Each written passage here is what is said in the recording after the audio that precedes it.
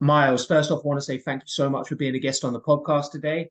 I'm going to sort of like blend the introduction in a little bit with my first question because I feel like you've had a successful past two seasons, and I want to kind of get your take on that. But I think, that, as I say, the first thing that I wanted to ask you was, well, like I became aware of you initially in the indoor 2022 season, so kind of about 18 months ago.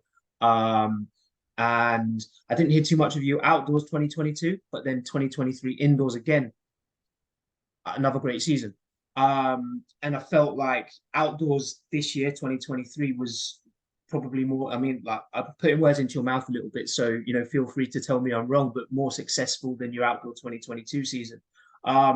So obviously we've got the World Championships coming up, and I felt like potentially that was possibly a goal of yours. You probably, I'm sure we'd all love to be in Budapest, right? But yeah, maybe you could just kind of give us your take on the last kind of couple of seasons and sort of what you feel has gone well and how it's gone for you. Yeah, thank you. Thank you for having me, and also for just keeping up with my season's performances over the past few years. It's about 2.5 years ago. I just decided to make some major lifestyle changes, and I took it upon myself to begin writing what I can now call, after having qualified for the last World Indoor Championship, a world-class sprinting program. I am the guinea pig for it. I've also been fortunate enough to take what I've learned and what I'm learning, and to put that into the coaching work that I do as well with some of the youth athletes and even the masters athletes that I've been fortunate enough to work with. But 2022 indoors was definitely what I would call my breakout season. I believe I ran a best of 674 over 60 meters before that season. And I ended up running a personal best of 661, and I believe the auto qualifier for Worlds was 663. That entire season was just experimentation. I basically ran back through the years of what had and had not worked in training for myself. I was also gifted a book by one of my dearest friends. His name is Brian Hazensall. He actually travels with me. Although I write my program, I refer to Brian as my coach. And there are several other people that I'm sure that I will mention at some point who I see as my coaches. So I definitely haven't been alone in this process.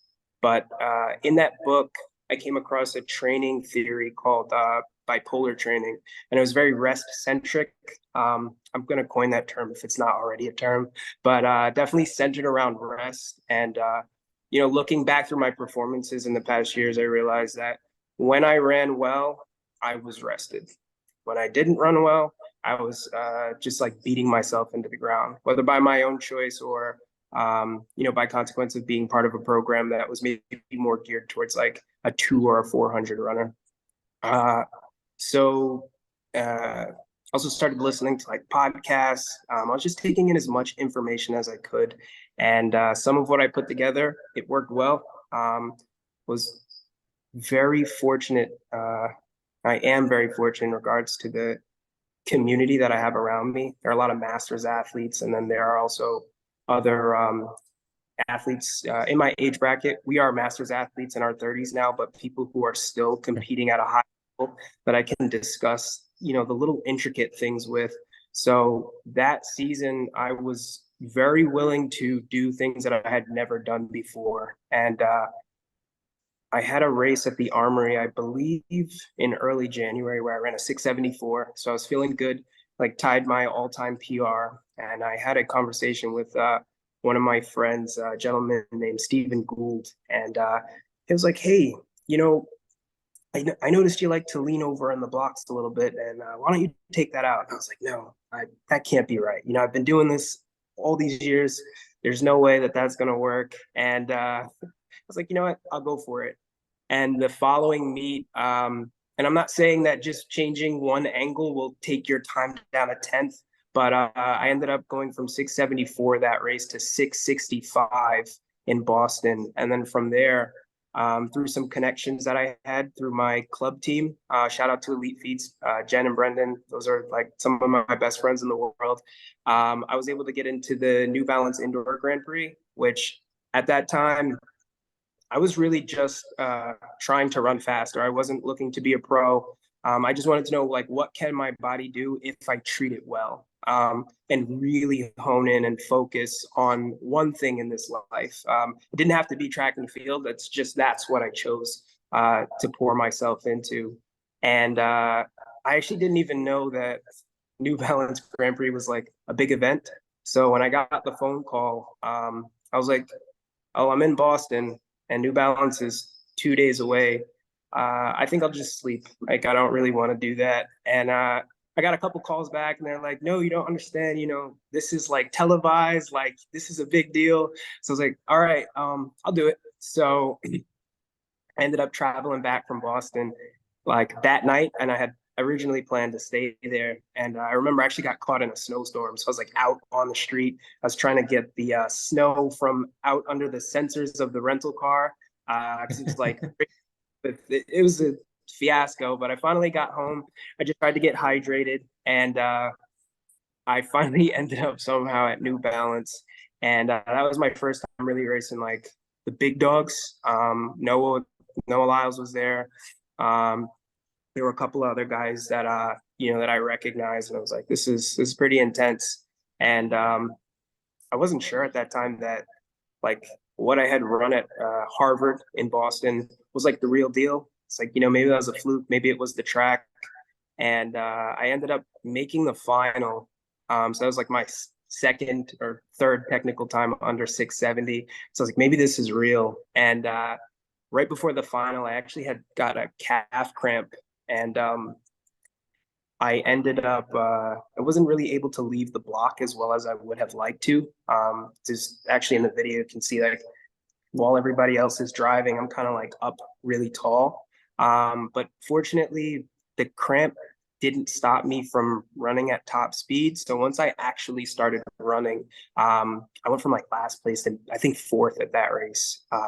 And that was kind of the maybe the not the necessarily the catalyst, but that was the race that really showed me that I could compete at this level, and it really kind of encouraged me to take this extremely seriously. Which that goes into some of the lifestyle changes that I had mentioned earlier, which I'm sure I'll get back to at some point later. So sorry for that ramble there. No, but, no, that was great.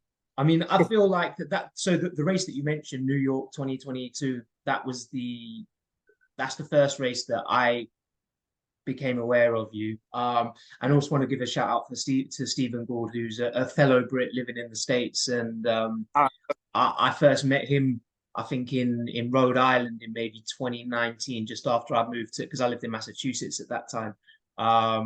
So yeah, it is a very small world. And I think that, I mean, what sort of smack there is that almost like you felt like you had maybe a sense of almost like imposter syndrome, I suppose, sort of like you'd run the time, but maybe weren't necessarily convinced that it was, that it was the real deal. But I think like kudos to you for coming it back and just backing it right up, and then hopefully kind of, that's kind of what, and it appears that it has given you more confidence to go on and just kind of be that guy that's running those kind of mid-low 6.6s like fairly consistently. Thank you, David. Thank you. Yeah. Yeah. And small world, knowing Steven, he's a great guy. So I look forward to having lunch with him sooner than later and get to chit chat about this. Yeah. Real intelligent guy, really smart guy. Yeah. He's actually, like I said, I've been really fortunate with the community that I have, and he has definitely played clearly a major role in that. And just backtracking a little bit, heading into the I guess the later portion of the season, I realized that qualifying for World Indoors was a very realistic thing to do, or a goal to have. And I was extremely fortunate. I have one of my best friends in the world. His name is Brian Hazensall, and Pat Viola.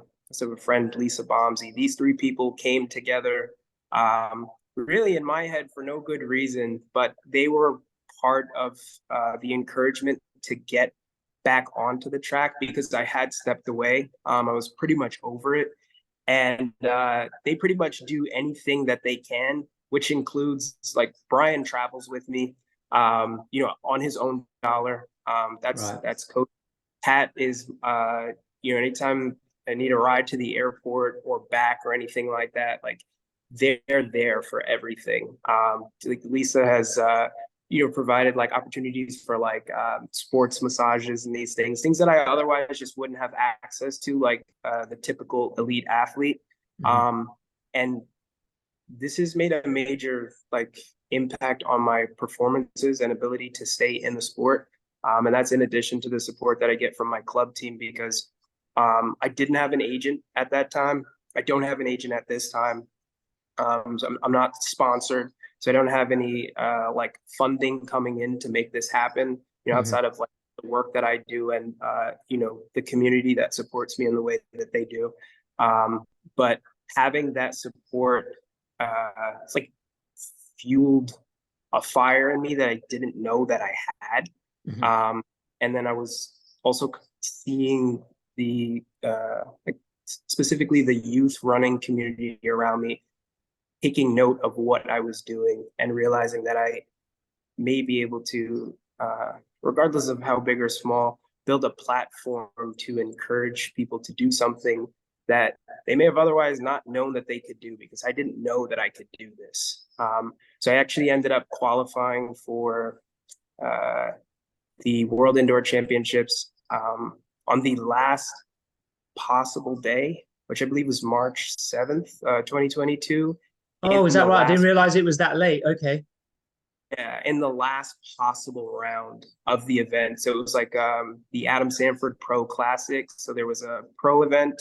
I was able to win that, which was pretty cool. So I think I ran 664, which is like 0.01 off of any qualifier. It hurts. Whether you're running fast or not, it's just like, come on. Yeah. I had actually, with the help of Brian and Pat and Lisa, flown out to Colorado maybe a couple of weeks before, and I thought it was going to be a 2-round event, and it turned out to only be 1 round, and I had run 664, which was the PR, so I was really excited. I was like, can I just get this time? So actually, I was like, can you guys just like run a final? Like, I just want to get the World Auto, and I'll be out of here. And they weren't able to do that, unfortunately, but I had a blast there. But I digress. I ended up in the 3rd round, finally hitting the time.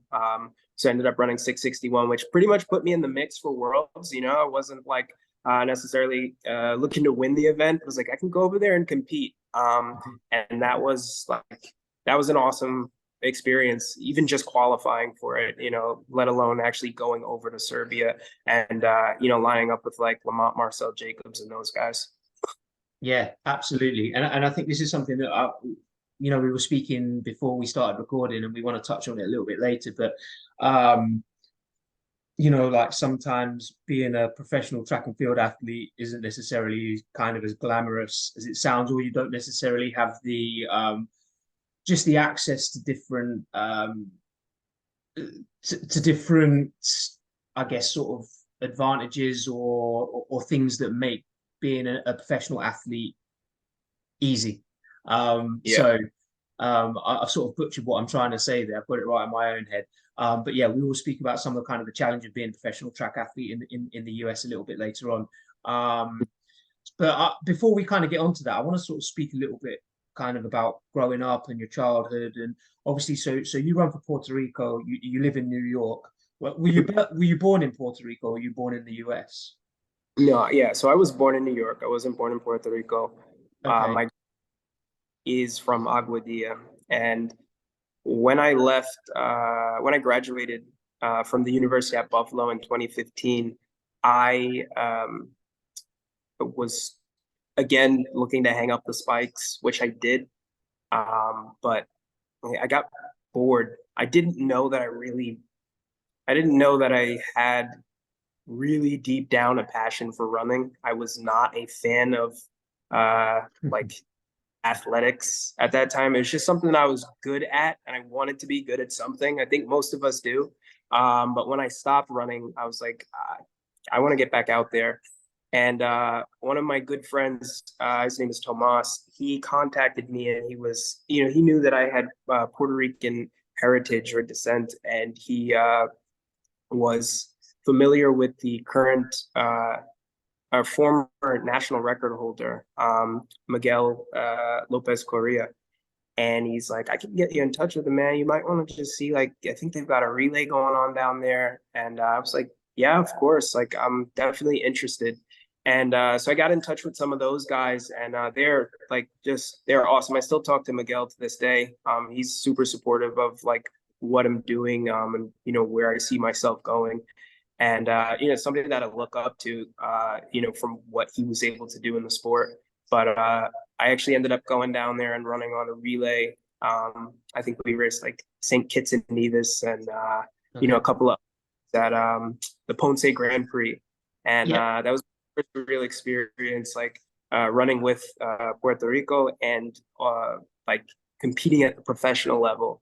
But I never, between that time and 2 years ago, I didn't take it seriously enough to really take seriously the opportunity that I had. So there was a lot of downtime between that time and now. And then so that is ended up competing for PR. Okay. All right. So, and I guess this sort of like impacts kind of the question that I wanted to kind of get onto in terms of your sporting background as a child, so the sports that you were interested in, and what you did as a child sport wise, because I can imagine that it may have been quite different if you were growing up in Puerto Rico versus growing up in New York. Obviously, you kind of, on a very fundamental level, you've got like a very different climate, which is going to impact what you could do, or what sports you're more likely to be drawn into. So, growing up, what sort of sports were you a sporty kid, and if so, what kind of sports were you playing? Yeah, so I wasn't really into sports. I was a skateboarder. That was Okay. like my family actually, when I was very young, we moved out to San Diego, California. So I spent probably 8 or 9 years out there, and then we moved back to New York. And I was a skateboarder. I feel like you are a skateboarder. So even to this day, I have to keep my ankles and my legs safe, but I'm still a skateboarder. But I despised running. I did not like track and field. It was hard work. It was painful. And my teachers and coaches at the time, they were wonderful people, and fortunately I'm still in touch with quite a few of them. But they just continuously encouraged me to like take the chance on giving myself more opportunity in life, potentially through using my legs. And fortunately, at my junior year, I took that a little bit more seriously, and that was my first full year of track and field, or Your junior athletics. year in high school. Yeah, yeah. Yeah. Okay. Okay. Um, so I guess, I mean, it is quite interesting, I think, that you get sort of like yourself, maybe not too interested in a lot of the kind of the more traditional or popular sports. Um, but you're obviously quick, right? You're obviously quick as a kid, because otherwise you're not going to be doing what you do now. Yeah. But it's quite funny how it doesn't necessarily. I mean, probably it normally does from the people that I've spoken to. That's the impression that I get, but it doesn't necessarily mean that you're kind of drawn into your football or your soccer, or kind of those more traditional sports. And then you've said that you've sort of started taking sprinting sort of, I guess, like semi-seriously or a bit more seriously, in the last couple of years of high school. Um, Yeah. was that literally a case of just kind of working out with the high school team, or you doing your own thing aside from the high school season, or how was that looking? Yes, I was really fortunate. My high school coach, looking back, I think he was like 23 at the time, that I was probably a high school junior. He's like a kid himself, but he took it very seriously. So, I feel like I still to this day owe him a lot. And I hope, eventually maybe he'll be able to see this interview sometime. I haven't spoken to him in quite a while, but um, the the seriousness that he brought to the track when we were there, it's almost like I had no choice but to kind of fall in line with the other guys. And I made, like lifelong friendships in that experience, and Mm. also found a little bit of discipline that I had not had before that. And then I started to win, which feels good. Yeah, It's no doubt. nice doing things. So I think I won my first like state, public school championship. Funny enough, in the 200, my junior year, and then from there, I stuck with it. Okay, okay. Um, and I believe it was University of Buffalo. That's where Yeah. you Yep. that's and I mean, and excuse me if I'm wrong, but I guess that's not somewhere that I would typically associate sort of like with a high level sprint program. I mean, and this is something we're going to get into a little bit more, that obviously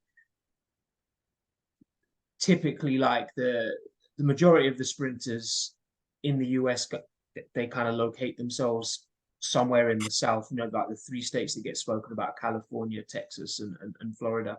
Yeah. And obviously like the Northeast doesn't necessarily kind of it has its own challenges in terms of climate, if you don't, unless you've got sort of really quite sort of like high end facilities. So yeah, kind of what was your university experience like in Buffalo? Yeah. So Buffalo was great. I would not go back and change that experience. Coming out of high school, I had actually committed to the University at Virginia, but I was not um, I was not mature enough to realize the opportunities that I had had at that time, and so I backed out of my scholarship, and I actually ended up doing a year at LIU Brooklyn. And again, I'm just growing and learning. These are all brand new experiences for me. Hmm. Um, and that team, to this day, and the coaching staff, they're wonderful. They're highly competitive. But again, I just wasn't ready for like pain and hard work. I didn't know anything about it. So I basically ran from those things. Anything that was scary, I ran from that. And I ended up fortunately at Buffalo, where again, I had a wonderful experience. I might give you a mouthful here, but Yeah, go ahead. the way that I trained looking back at Buffalo and LIU all throughout high school, and then even like post collegiately for some time, is nothing like the way that I train today. And I actually believe that uh, my biological age is probably much younger than it would have been if I had been trained to run at what I was potentially capable of at that time. Hmm. And looking back, even like not knowing the mechanics of how to like start, properly, or maybe more efficiently is a better way to say it.